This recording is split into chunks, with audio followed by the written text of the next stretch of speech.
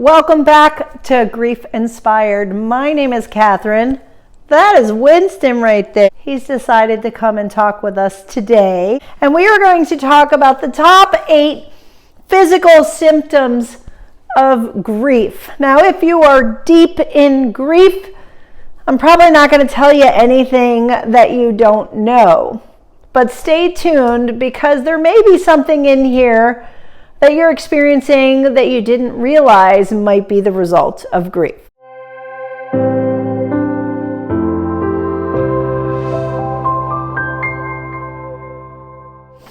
So I want to run through these 8 physical symptoms of grief. Oftentimes, many of us deal with grief and deep grief in a way that really is surprising, that we don't always realize that grief is a mental, physical, spiritual, and emotional process. It affects everything. And sometimes we don't give ourselves enough of a break, and we expect ourselves to run at full steam, to be at 100%, to have our batteries full, our gas tank full of energy for ourselves.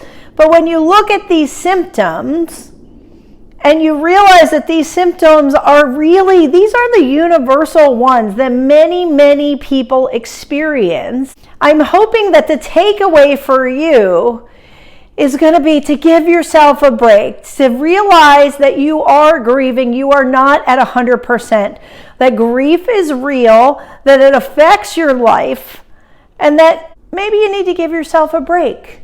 Maybe do a little less. Maybe give yourself a little space and time to heal and to grieve and go through the process. So let's dive right in. And these are in no particular order. I'm just going to talk about them the way I like to talk about them. I think the number one thing that people talk about the most is disturbances with sleep. So many people say that their sleep is disturbed. And yes, of course it is. You are thinking about your loved one every second of every day, and sleep, the little sleep that you get, can be a respite from thinking about your loved one. And so often people will come to me and they'll talk about, they're like, I just can't sleep and it's just terrible. And I go, yeah, it's because you're grieving. Loss of sleep is part of the grief process. That's why I try to get all of you to cut yourself a little bit of a break. It takes a lot out of you. Your sleep is disturbed because of a variety of things. You may be replaying events in your mind. You may just be trying to understand, like, how did this happen? Maybe it was sudden loss, and you're still in that period of shock and numbness, and you're like, I don't even know, this seems so surreal. Or maybe you're replaying the events of what happened around their death over and over again. It is not surprising to be laying in your bed, looking up at the ceiling in the middle of the night, or waking up multiple times and not being able to go back to sleep, or maybe sleeping in the middle of the day because you're so exhausted. All of these things are really a normal part of grief, and we make ourselves wrong, and we really shouldn't. So cut yourself a break. There are things that you can do, certainly, to help with sleep, but I think the most important thing would be to deal with your grief. I teach people about grief. I get you into a group so that you can talk about your grief. You can share things at work around, hey, I'm having trouble sleeping. We talk about those things all the time. That's not what this video is about, but there are things that you can do to help with your sleep. But I think the biggest thing is when we worry that we're not getting sleep, that we make it even worse for ourselves because we think that there's something wrong with us. So there is nothing wrong with you. If you are having trouble sleeping, this is a normal part of the grief process. The second one is fatigued. I don't know why I'm so tired. I hear this all of the time, and I kind of chuckle every time because it's like literally you are going through what I call mental gymnastics, emotional gymnastics, Maybe your faith has been shaken. All of these things require a massive amount of mental and emotional energy, that as you're using that energy, it's going to leave you feeling drained physically.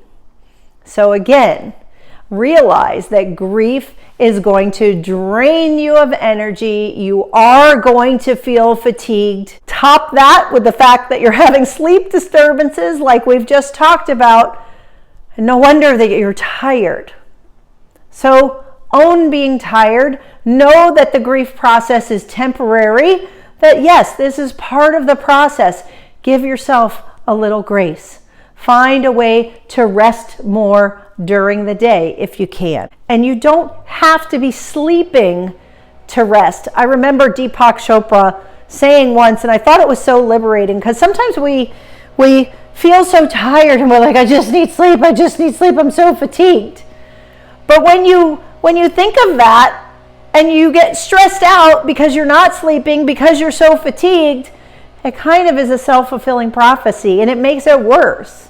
So just relax. Just know that you're grieving and give yourself a break. Hey there, it's Catherine, and I want to interrupt this video to remind you to come on over to the Grief Inspired community on the school.com platform so that we can talk live on Zoom calls, so that you can get educated more on the grief process, so that you can do the work that's required to move forward and to be inspired by your grief. Join us today. The next one is shortness of breath. We don't breathe to the extent that we should. Now, what I like about this one is you can correct this. So shallow breathing when you're in grief is common. Maybe there's some anxiety going on there. Maybe there's just some fear going on there. It makes you breathe shorter. So being able to take the time and say, I need to take some deep breaths. Stop breathing up here and get some breath down in your diaphragm. That's the kind when you see your belly expand when you're inhaling. Put your hands on your belly right now. When you inhale, your belly should start sticking out. That's called belly breathing. I teach a lot of different breathing exercises to help with grief, and there's a lot of them. None of them are right or wrong. There's the ones that you like, but the ones that you use are the best ones. So know that shortness of breath is indicative of the grief process. You can change that by focusing on your breath, doing some deep belly breathing, and getting some oxygen into your body. It will do you a world of good. And the thing I love about this is you can be sitting on the couch, you can be lying on the couch, you can be lying in bed still trying to sleep, and you can do this. Let's talk about changes in appetite. So everybody says when you look up grief and self-care, they say eat right, don't eat terrible things, get fruits and vegetables and vitamins and minerals, which makes complete and perfect sense, and it's absolutely what you should do. But when you are grieving, you might not want that. You might want comfort food. The reason why people emotionally eat, guilty as charged, is because food can change our physiological state. We can feel different when we eat. It's why we love sugar. It's why we're addicted to sugar. It's why there's a thing called comfort food. Hot pot pie, meatloaf and mashed potatoes, chicken noodle soup, right? These are all comfort food. Notice if you're having a change in appetite, you can also have the reverse, where you don't eat anything. So many people worry that maybe they're not eating enough. And people are like, you need to eat, you need to eat. Give your body a break. Your body is healing. None of us are going to starve. You have to not eat or drink for a very long period of time to actually starve. So if you don't eat for a couple of days, don't stress yourself out about it. Find something that does feel good for you. Try to get something that has some nutrients in it. Take a vitamin, drink a protein shake. So changes in appetite are definitely something to pay attention to. I think you want to just make sure that you are eating some good food in addition to the stuff that's not so good. But I think that sometimes we beat ourselves up for not doing the things that we should do. Again, you are grieving, changes in appetite, eating a little too much, eating not enough are par for the course. And so as long as it's not a huge difference and a massive change, then I'd say you're going to be okay. Let's face it, we all ate way too much during COVID. I don't know about you, but I was all about comfort food. I was eating Pop-Tarts, which are terrible for you. Luckily, I've corrected that. But it's something that happens. So let's just know that it's part of the process. It's important to note, however, that grief will weaken your immune system. If you're eating terrible food and not getting the nutrients that you need, that also will weaken your immune system. So these two kind of play hand in hand. But knowing that our immune system is weakened because we are in emotionally fragile, mentally fragile state, I think is useful to know. We have to take care of ourselves when we're grieving to keep ourselves from getting sick. What you don't want is to be sick and grieving at the same time. That just makes everything worse. So again, know that you have a weakened immune system. Use it as fuel to help you make better choices when you can. Do things like drinking more water. Just making sure that you're drinking enough can make a big difference. Our bodies are 70% water. We need water for every biochemical process that happens in our body. At a minimum, give yourself that. Take a multivitamin if you're not taking one already.